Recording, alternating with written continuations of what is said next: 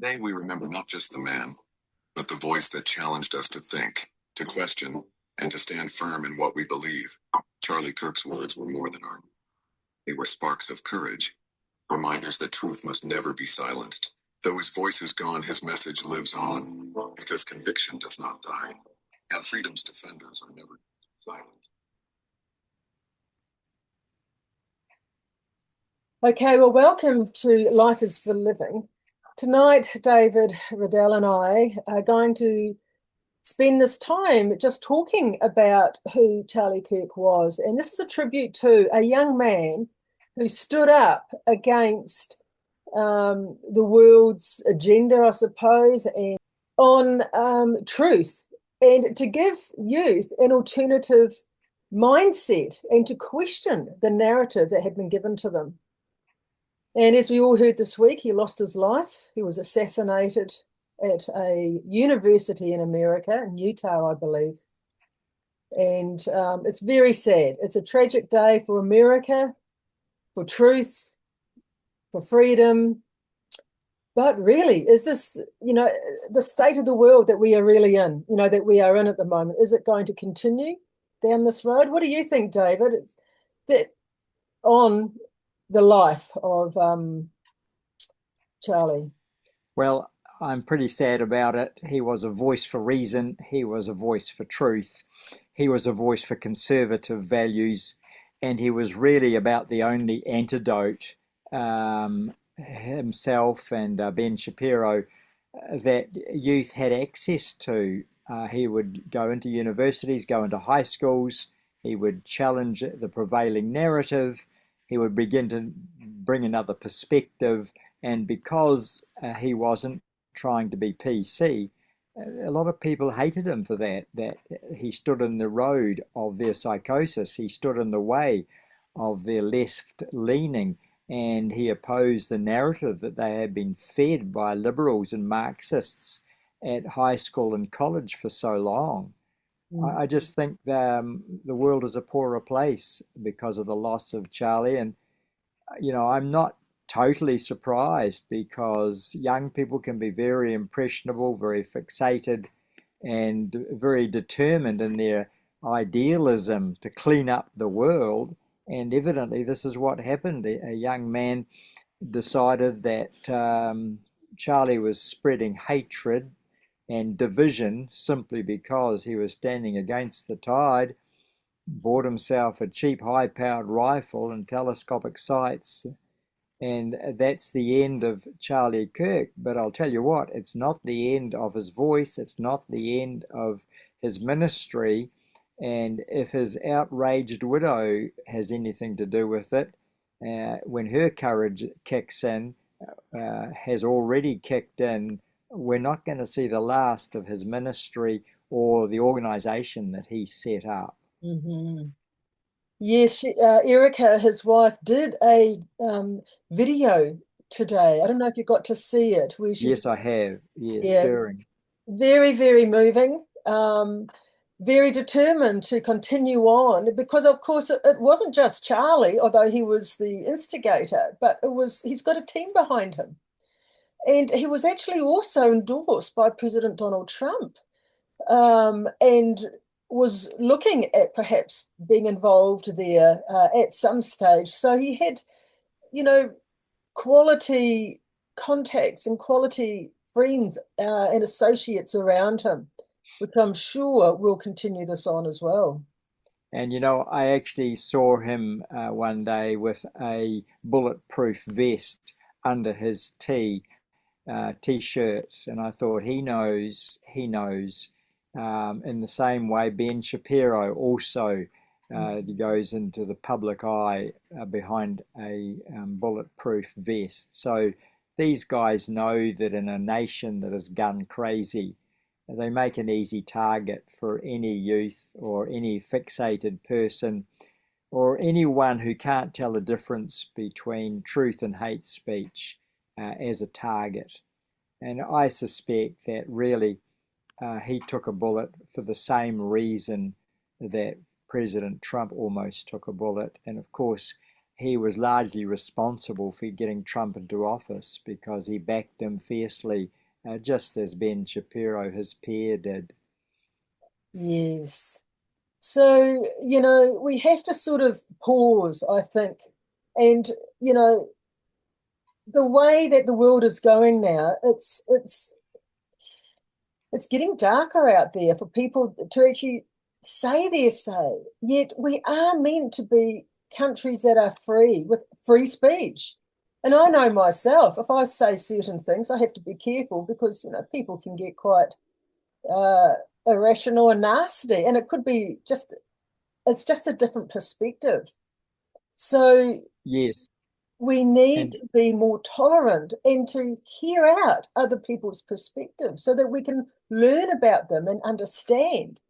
We don't have to become and them. that and that's what he said repeatedly, that we can only arrive at the truth if we're willing to dialogue, and if dialogue keeps resorting to insults and slander and slanging matches, we're not going to get anywhere. And that's why he took his voice of reason into the schools.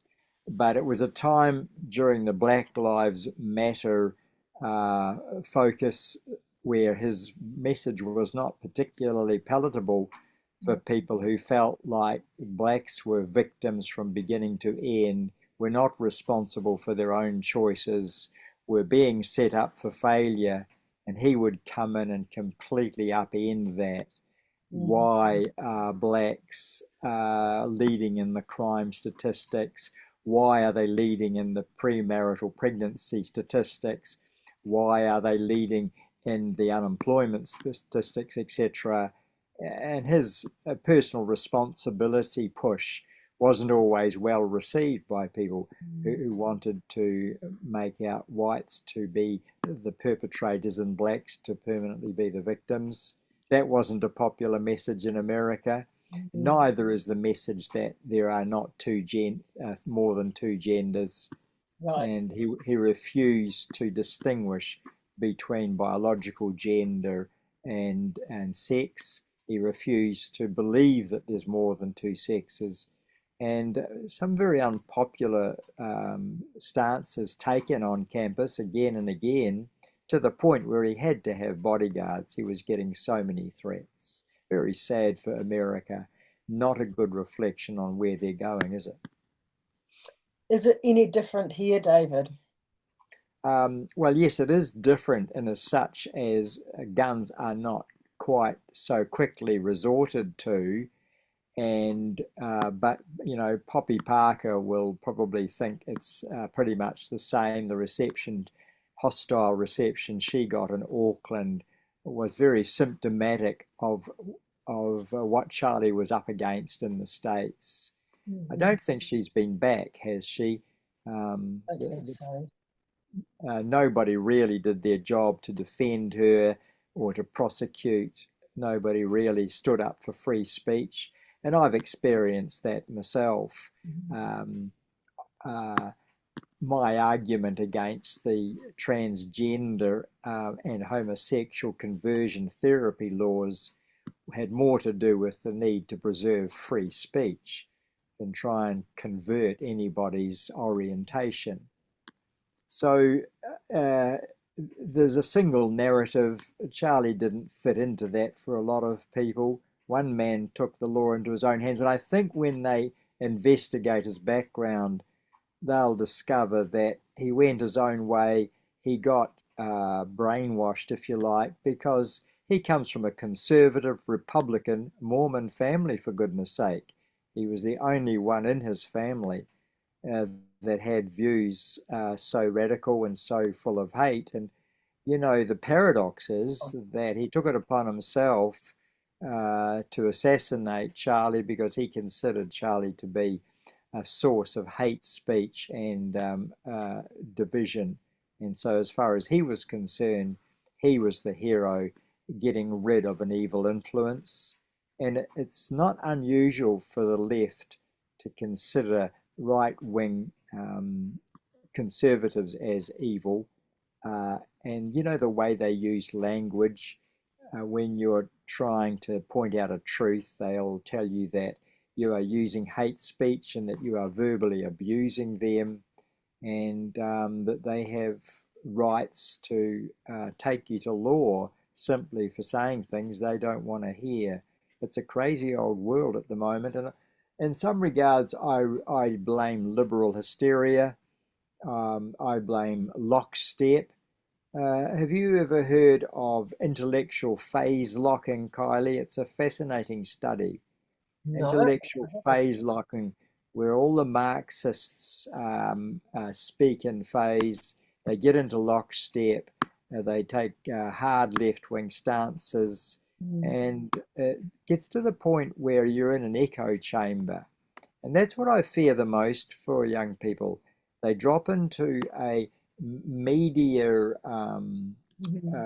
hysteria that means they can't actually see another perspective or listen to a perspective not their own. Echo chamber is a real thing, and it's a new thing, and it's been made possible by social media, where you only have to listen to people that agree with you, and you end up getting wound up tighter and tighter. But is this not what has happened to our country and all Western countries, America, Canada, Australia, New Zealand, Europe, over the last 20 years, with the indoctrination of our school system through the governments, where their narrative has now is now superior over logic and over like the word of God, which is perfect in all its ways. It says a male or female. You can, and as Charlie rightfully said, well, it's the chromosomes, and it's not just the cells. It's the way one thinks is so different. A girl thinks very differently to a boy. Normally, okay, there's always shades of grey, but generally, what Charlie came with was basic critical thinking. Well, it certainly went left, starting with Obama, and then Biden pushed it even harder left. And what you're talking about is the result of those two regimes. And and America's distaste for that was also why Trump got back in. Yes. Because he stood for something, and not everybody liked him, but they understood the principles he was trying to protect and to stand for. And it's not an accident that Ben Shapiro and Charlie Kirk backed Trump, and it's not an accident that Trump is grieving for Charlie Kirk as we speak, because that single narrative says, you know what, there is absolute truth. We do need to conform to it. We can't make reality up as we go along, and we're not going to stand for the people who think we can. And it couldn't have got worse under Biden than it did. It just headed for the ditch.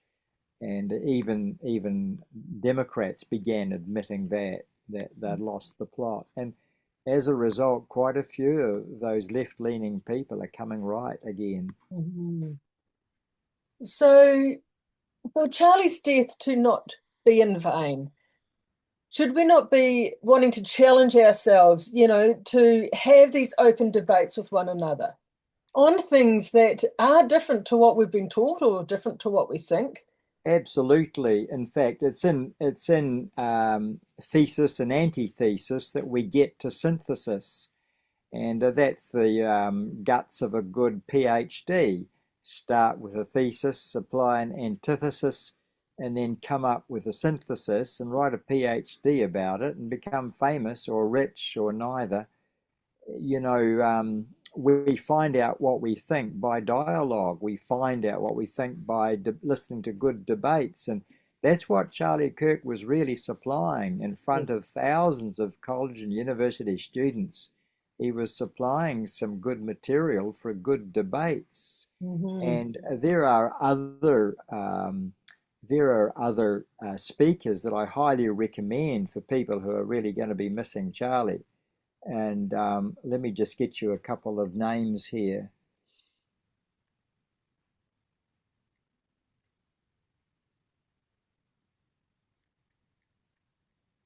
Now, you already know about Jordan Peterson and you already know about Charlie Kirk. But have you heard of Francis Chan? No. Check out Francis Chan. Also, check out Justin Brierley. These are people who will fill that gap that Charlie has left. Francis Chan, Justin Brierley, Briely, Justin Brierley, Sean McDowell, who, interestingly enough, is the famous apologist and theologian Josh McDowell.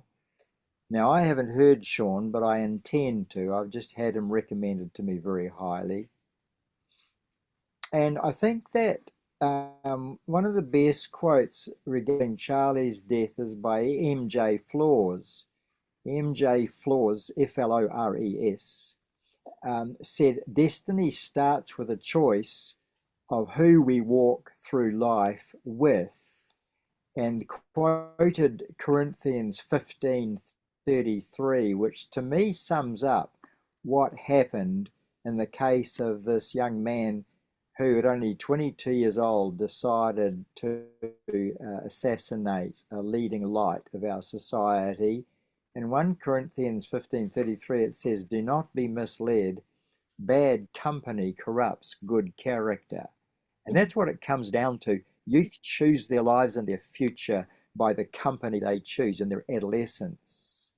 Yes, that's And beautiful. so Tyler Robinson basically chose the wrong company. And as a result of that indoctrination or echo chamber or intellectual phase locking, even with great parents, he got led astray. And it was the wrong friends that he had on campus. He absorbed their influence more than his family's values. You know, in teenage years, your mates' values can eclipse your parents' values, can't they? Mm-hmm. He was raised in a good home, but he drifted into these ideologies and rejected the very truths that his parents had tried so hard to instill. And C.S. Lewis talked about that too. The way in which the people we hang with are the people who influence the direction of our thinking. I noted, I'm quite sure I got school certificate just by hanging around the brainy kids, Kylie. I'm sure that I'm sure in choosing the smart ones company, that's how I stayed interested in academics, and that's, I'm pretty sure, how I qualified to go to varsity. I went on their coattails, and I've been very aware of that. The company we keep Yeah. can corrupt our morals. Yes, that's very, very true because you rub off. Yes, well, one thing that I could say from about Charlie is he was very intentional. He was very intentional to do what he felt was his mission in life. He really wanted to reach people Yeah, with truth, yeah. and he wasn't afraid to do that. And he knew that his life was in danger. He had had threats over his family, including his 3-year-old daughter.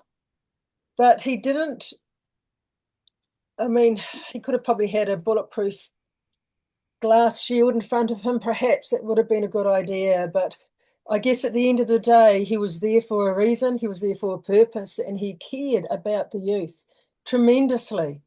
And when you hear him and speak, he speaks, directly, cleanly, authoritatively, but absolutely lovingly with a good sense of humor. He was a And delightful made man. and made it clear that he was a Christian, he was a believer, and Yeah. that and his own convictions are where he gained his courage from. Yes, and his words that he spoke, I am not here um, to get anything from God. I'm here to do what God wants me to do. Yeah, yeah, And I yeah, just thought, if only people thought about that. What is my purpose in my life? yeah, Why am I here? yeah. And, is religion a cushion that you sit on to be comfortable? And it's not about religion, it's about truth. And what are you doing with that? You know, make your life count. We're only here for a short time. And this young man did exactly that. He had God foremost in his life and love and care for people. He cared so much that he told the truth. He didn't hold back because he knew the importance of truth, because only truth cuts through a lie. And we all have been fed a lot of misinformation over the years, you know. There's a lot of it.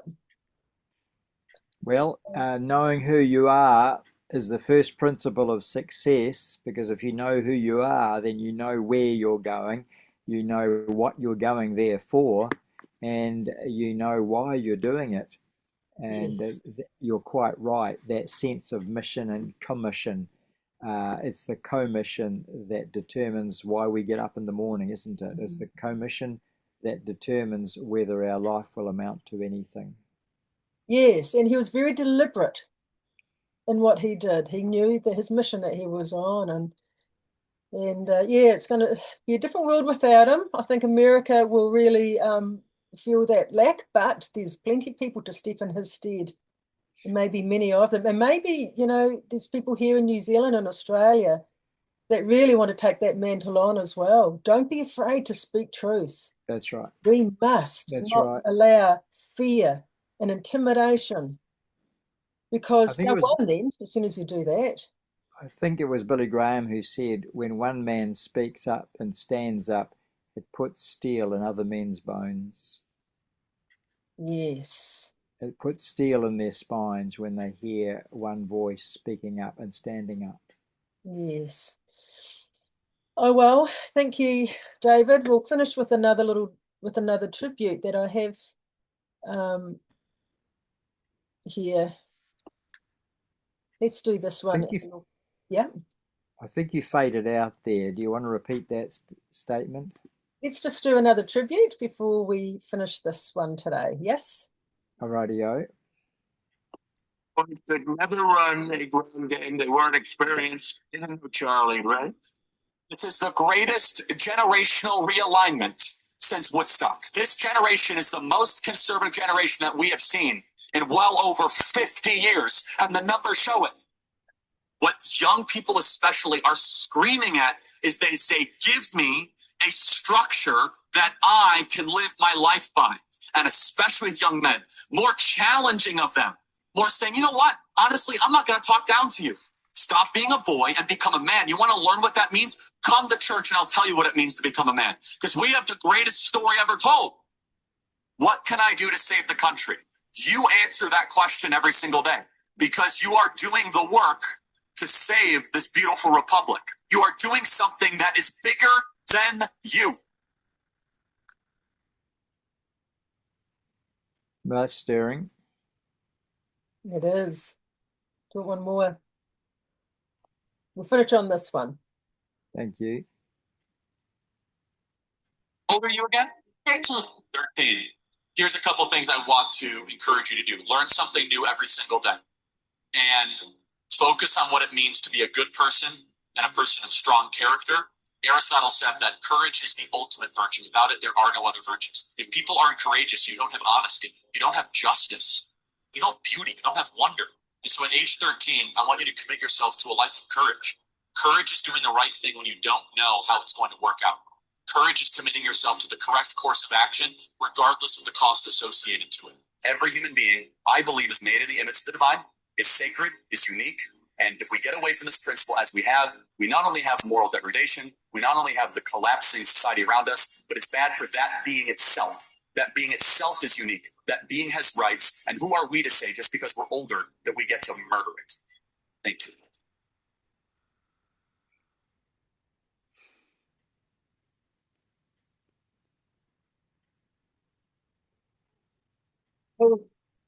There was his debate on unborn child. Still quite a young man, isn't he?